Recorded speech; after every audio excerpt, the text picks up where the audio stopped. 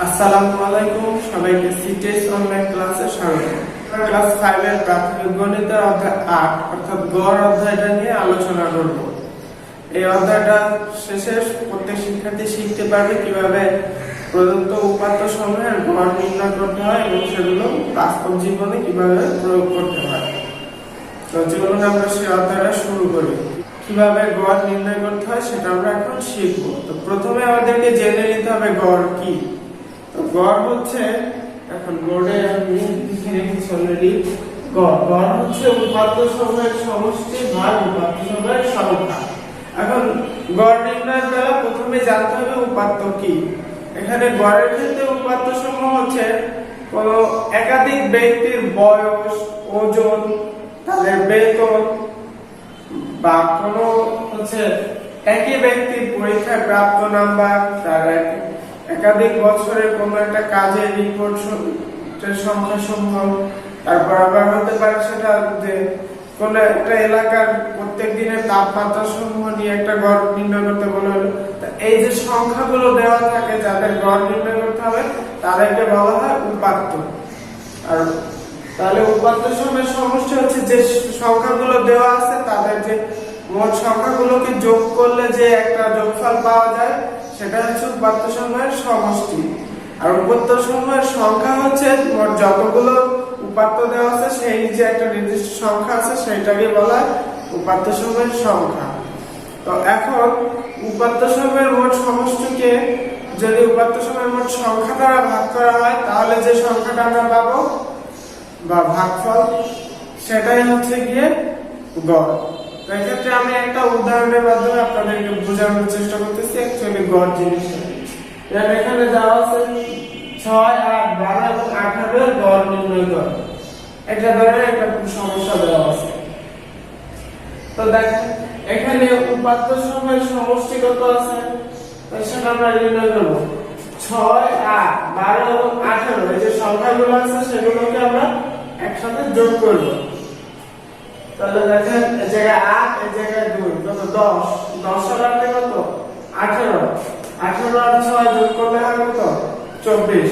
তাহলে এখানে 24 এর 4 লিখলাম, হাতে আবার আছে কত 2, 2 আর 1 কত 3, 3 আর এই যে কত 4, সেই 4 লিখলাম। তাহলে উপাত্ত সমূহের সমষ্টি কত দাঁড়ালো 6, 8, 12 এবং 18 এর সমষ্টি দাঁড়াচ্ছে যোগ করার পরে 44। এখন দেখো এখানে উপাত্ত সমূহের সংখ্যা কয়টা আছে, এই দেখো 1, 2, 3, 4। সেটাই আমরা এখানে লিখছি যে উপাত্ত সমূহের সংখ্যা হচ্ছে 4। তাহলে এবার গড় কিভাবে নির্ণয় করব, এই যে উপরের যে সূত্রটা আছে এটা ব্যবহার করব। উপাত্ত সমূহের সমষ্টি, উপাত্ত সমূহের সমষ্টি বেরিয়েছে কত, এখানে উপাত্ত সমূহের সমষ্টি বেরিয়েছে 44। আর নিচে আছে উপাত্ত সমূহের সংখ্যা, সেখানে উপাত্ত সমূহের সংখ্যা হয়েছে কত 4। তাহলে আমরা এখন কি করব, গড় নির্ণয়ের বেলা উপরের সমষ্টি লিখেছি এবং নিচের সংখ্যা লিখেছি। এখন দেখো 4 দিয়ে যদি আমরা 44 কে ভাগ করি তাহলে হবে কত 11। যদি কারো বারটা প্রবলেম থাকে আমি করে দেখাই দিতেছি। দেখো 4 এর 4 এর ভিতরে যায় একবার, 4 এর কে 4 যোগ করলে থাকে 0, লেখা যাবে উপর থেকে নামবে 4, আবার কি 4 4 এর ভিতরে যায় একবার। তাহলে এখানে 4 থেকে 4 থেকে বিয়োগ করলে বাকি থাকে 0। তাহলে আমরা দেখতে পাচ্ছি যে 4 কে যদি আমরা 44 কে ভাগ করি তাহলে কত মান বের হবে, মান বের হবে 11। তার জন্য দেখো এখানে গড়টা কি হলো, এই যে 4টা সংখ্যা দেওয়া ছিল তাদের গড় হচ্ছে কত 11। তাহলে আমরা লিখতে পারছি যে কি নির্ণয়ের গড় 11। আর চলো আমরা বইয়ে কিছু অঙ্ক করি, তাহলে এই অধ্যায় সম্পর্কে আরো বিস্তারিত ধারণা পাওয়া যাবে। বইয়ের 90 পৃষ্ঠার যে 1 নং কিছু অঙ্ক দেওয়া আছে সেখান থেকে আমরা একটা অঙ্ক করি প্রথমে। তো দেখো বইয়ের 90 পৃষ্ঠার 1 নং এর 1 এ গড় নির্ণয় করতে বলা হয়েছে কত 4, 3, 7, 5 এবং 3। তাহলে এখন দেখো এখানে সংখ্যা দেওয়া আছে, এগুলো কোনো এটা কারো বয়স, রোল নাম্বার বা কিছু এইসব কিছু দেওয়া হয় প্রাপ্ত নাম্বার। তাহলে আমরা সরাসরি লিখবো যে সংখ্যা সমূহের যোগফল। এখন দেখো আমরা গড় শেখার সময় শিখছি কি সমষ্টি, সমষ্টি আর যোগফল একই জিনিস। তার জন্য আমরা কি লিখছি, সংখ্যা সমূহের যোগফল কত, 4 যোগ 3 যোগ 7 যোগ 5 যোগ 3। মানে এই যে সংখ্যা সমূহ দেওয়া আছে 5টা, সে 5টা সংখ্যা যোগ করে নিয়েছি। আমরা 4 এর সাথে 3 যোগ করলে হয় কত, 7। 7 এর সাথে 7 যোগ করলে হয় 14। 14 এর সাথে 5 যোগ করলে কত হয় 19। 19 এর সাথে 3 যোগ করলে হয় 22। তাহলে সংখ্যা সমূহের সমষ্টি বা যোগফল কত পেলাম, 22। আমরা মোট সংখ্যা আছে কয়টা, 1 2 3 4 5। তাহলে মোট সংখ্যা আছে 5টা। তাহলে সংখ্যা সমূহের গড় কি হবে, সংখ্যা সমূহের গড় হবে সমষ্টি ও যোগফলকে হচ্ছে কি সংখ্যা দ্বারা ভাগ করতে হবে, মোট সংখ্যা দ্বারা।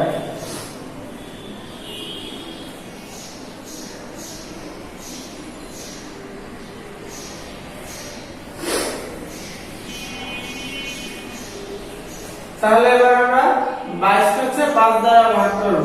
দেখো 22 কে 5 দ্বারা ভাগ করলে কি হয়, এখানে কি দেওয়া আছে, 5 দ্বারা 22 কে ভাগ করতে হবে। তাহলে দেখো 4 5 কত 20। তাহলে এখান থেকে 22 থেকে 20 বিয়োগ করলে কত থাকে 2। তো গড়ের মধ্যে সাধারণত ভগ্নাংশ আকারে উত্তরটাকে প্রকাশ করে না, দশমিক আকারে প্রকাশ করা হয়। তো সেই জন্য আমরা কি করব, এটাকে ভগ্নাংশ আকারে নিব। তার জন্য এখানে একটা দশমিক দিয়ে এখানে একটা শূন্য নামাবো। তাহলে কত হলো, আগে ছিল 2, নামলে একটা শূন্য, তাহলে কত হলো 20। এখন দেখো 5 20 এর ভিতরে যায় কয়বার, 4 বার। 4 5 এ 20 লিখলাম, সেই 20। 20 থেকে 20 বিয়োগ করলে ভাগশেষ কত থাকে 0। তাহলে উত্তর কত দাঁড়ালো, 4.4। তাহলে এখানে সংখ্যা সমষ্টির গড় কত হলো, 22 কে 5 দ্বারা ভাগ করার পরে 4.4। এর উত্তর গড় হচ্ছে 4.4। কি বুঝতে পারছো কিভাবে গড় নির্ণয় করতে হয়? খুব সহজে গড় নির্ণয় করা যায় না। আশা করছি তোমরা এখন থেকে গড়টা কিভাবে নির্ণয় করতে হয় সেটা পারবে। তাহলে চলো আরো দিয়ে অঙ্ক করি, তাহলে তোমাদের বিষয়টা আরো একটু ক্লিয়ার হবে। আচ্ছা, এবার দেখো বইয়ের যে 90 পৃষ্ঠার 1 যে অঙ্ক দেওয়া আছে, সেখানে আমরা এখন 4 নম্বর অঙ্কটা করব। 4 নম্বর অঙ্ক দেওয়া আছে কত, 17 16 20 19 15 এবং 21। এই সংখ্যাগুলোর গড় নির্ণয় করতে বলা আছে। তাহলে সংখ্যা সমূহের যোগফল কত হবে, 17 16 20 19 15 এবং 21 আমরা যোগ করে দেব। তাহলে দেখো 1 আর 5 কত, 6 6 আর 9 কত 15 15 আর 0 কত 15 15 আর 6 যোগ করলে কত হয় 21 21 আর 7 কত 28 28 আর 8 লিখলাম। আবার কত হলো 2 2 2 4 4 আর 1 5 5 আর 1 6 6 আর 2 কত 8 8 আর 1 9 9 আর 1 10 এই 10 লিখে দিলাম। তাহলে মোট সমষ্টি বের হলো কত, যোগফল 108। মোট সংখ্যা দেওয়া আছে কয়টা, 1 2 3 4 5 6। তাহলে মোট সংখ্যা হলো 6টা। তাহলে সংখ্যা সমূহের গড় কি হবে, এই সংখ্যা সমূহের গড় হবে 108 ভাগ হচ্ছে কত দিয়ে 6। তো 6 দিয়ে 108 কে ভাগ করে দেখো 6 1 এর ভিতরে যায় না, তাই আমরা 10 পর্যন্ত নিয়েছি। 6 10 এর ভিতরে যায় একবার, 6 কে 6। তাহলে কত হলো, 10 থেকে 6 বিয়োগ করলে থাকে 4 আর উপর থেকে নামবে 8। এখন দেখো 6 8 এ কত 48। তাহলে সেই 8 উপরে লিখে আমরা এখানে নিচে 48 লিখে দিলাম। 48 থেকে 48 বিয়োগ করলে ভাগশেষ কত থাকে 0 আর উত্তর কত হয় তাহলে 18। তাহলে এখানে দেখা যাচ্ছে যে এই সংখ্যাগুলো দেওয়া আছে যে গড় কত হলো 18। তাহলে উত্তর গড়ে কত হলো, উত্তর হচ্ছে গড় 18। এইভাবে হচ্ছে গড় নির্ণয় করতে হয়। এবার চলো আমরা বইয়ের মেইন যে অধ্যায়টা দেওয়া আছে অধ্যায় 8, সেই অধ্যায়ের অঙ্কগুলো করি।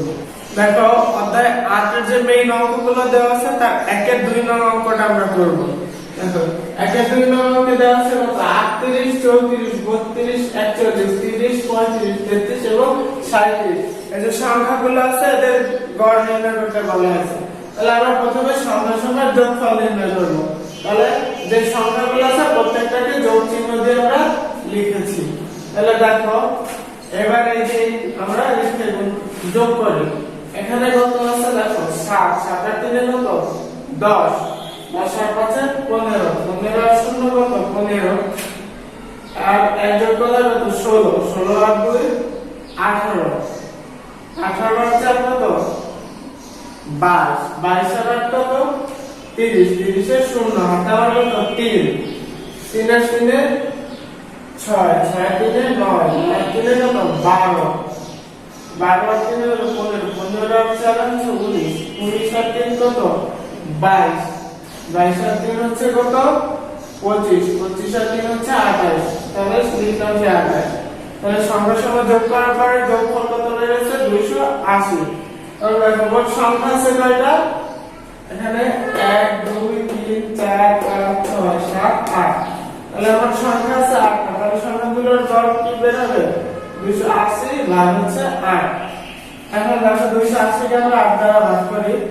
8 2 এর ভিতরে যায় না 28 এর ভিতরে যায় তার জন্য আমরা 28 পর্যন্ত নিয়েছি তাহলে 3 আছে 24 28 থেকে 24 বিয়োগ করলে থাকে 4 উপর থেকে নামবে 0 তাহলে হলো কত 40 এখন আমরা কি জানি 5 8 40 তার জন্য উপরে 5 লিখে এখানে আমরা 40 লিখে দিয়েছি তারপর 40 থেকে 40 বিয়োগ করে থাকে ভাগশেষ কত হয় 0 তাহলে এখানে নিঃশেষে ভাগ হচ্ছে তাহলে 8 দ্বারা 280 কে ভাগ করলে ভাগফল হলো 35 তাহলে এই যে সংখ্যাগুলো ছিল তাদের গড় কত বের হলো 35 সুতরাং উত্তর গড় কত 35 এখন এক নম্বরে যে চারটা অঙ্ক দেওয়া আছে একদম সবগুলোর সেম নিয়ম এবং দেখের আগে আমরা দুইটা অঙ্ক করছি এবং এটা নিয়ে আমরা তিনটা তাহলে এই অঙ্কগুলো যে নিয়মে করেছি বাকি যে অঙ্কগুলো আছে এক নম্বরে সবগুলো একই নিয়ম তো ওইগুলো তোমরা নিজেরা বাসায় প্র্যাকটিস করবে তাহলে তোমরা আরো ক্লিয়ার ভাবে বুঝতে পারবে তাহলে অঙ্কগুলো তোমরা বাসায় প্র্যাকটিস করার জন্য আর কি চেষ্টা করবে এখন আমরা চলো 2 নং অঙ্কে যাই